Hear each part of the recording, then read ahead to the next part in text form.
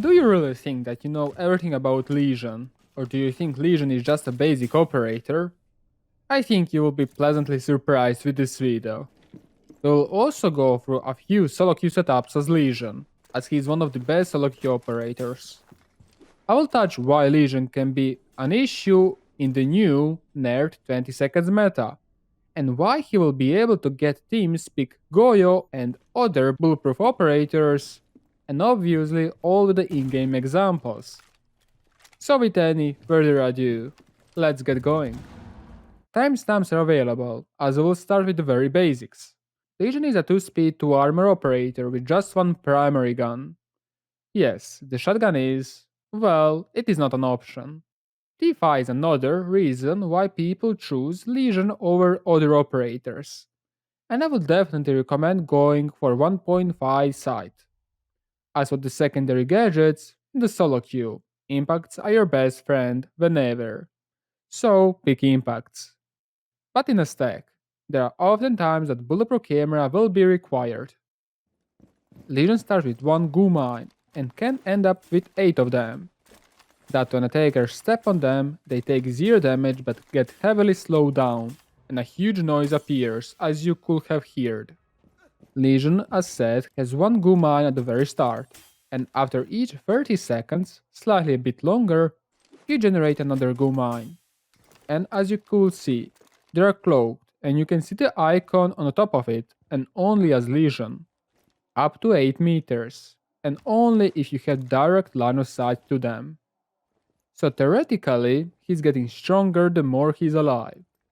But that's something to be wary of, as that's going to bring you the bad mentality behind playing him.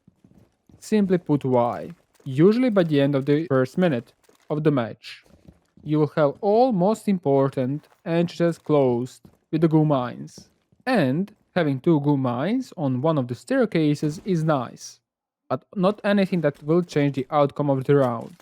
The same thing if you have a barbed wire and a goo mine, or banshee or a goo mine. The goo mine deals 5 damage per 2 seconds. I'm trusting these numbers from another source, so please comment down below if the numbers are wrong. Also, goo mines hits by radius and not by standing on it. So if an attacker does not step on it, but just stands next to it, just like it right now, the goo mine will get triggered. We'll use this technique later on something that many people know that exists, but forgot to use it. So, ending up with the basics, let's see how you should use the goo mine. The only way to use it as an intel, sound intel. Forget about the 5 damage per attack that I have mentioned. That will be useful, probably never. I know that you can prove me wrong in the comment section, because some of you must have won at least once due to the goo mine tech. But I think you got the point when I'm saying this. So, you can use the goo mines as a replacement of a barbed wire, proximity alarms, or even Malusi's whoop whoops. Sure, you won't get that much from a goo mine than you will get from the banshees, but it will give you the sound cue, which is enough. With that being said, we'll go over an actual example after. If you want to go full bulletproof lineup and no barbed wires, then Legion is your go-to operator, as you'll be able to use 2 goos and probably even 4 in any match. Anything more depends on how much you will live. Let's give an example of the clubhouse when defending basement. If you want to take as many deployable shields and bulletproof cameras which are required for this side, then having a Legion in the lineup is great, as you can put the first goo mine by the top of the main stairs, then one by the dirt, and then following up with 2 more in the blue hallways. Now you're left with 4 more that you can use against the Moto drop, default plant at the church, or even double the size of the blue hallway goo mines. Obviously, the recommended way to play this mini strat is to have Legion in the blue, so he can generate goo mines and immediately put them accordingly. So in short, just because of the Legion, you were able to pick bulletproof operators such as Maestro with impacts, Jaeger with bulletproof, Valkyrie with impacts, and Goyo with impacts. And obviously, Lesion with impacts are bulletproof. You can even impact trick the hatches or the church walls as well as to bring so much bulletproof as we have mentioned. And to add that, you have goo mines everywhere instead of the barbed wires. I think you understood me, so let's go to another useful tip, which is using goo mines on the windows. Using goo mines on windows is a well-known technique, and this is available only because the goo mines get triggered when in distance and not if touched. This means that attackers will have to get on the rooftop or rappel on the floor to take it back, and will have to start the rappel back up and do everything once again. That is a good 5 to 10 seconds waste, and if you ask me, that's better than smoke. Not only that, but as long as the goo mine is on the window, you're 90% sure that you won't be picked from that window. Take an example of the cafe's Y stairs. Knowing if attackers are not rappelling there is huge. I said 90% because there's a chance that an attacker will rappel from the rooftop and be upside down, so be cautious about that. Another and very useful way to use Lesion is to put the goo mines on the default plant spots, in case there are multiple plant spots.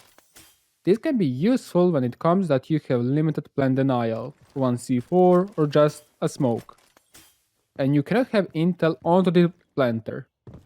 If you're playing on Villa, for example, and defending statuary and trophy, putting a goo mine next to the statuary bomb and then using a C4 from underneath or even jungle can win you the round.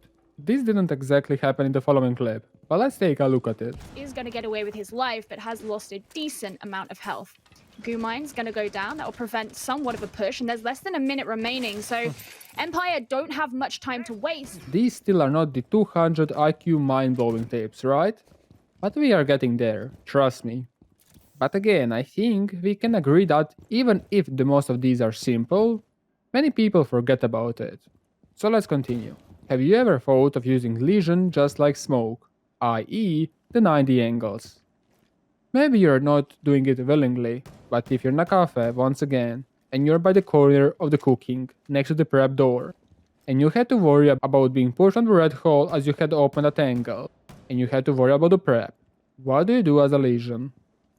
Well, the best play will be to put a goo mine by the middle of the prep, where it is safe from the bakery angles, and hold the long angle towards the red.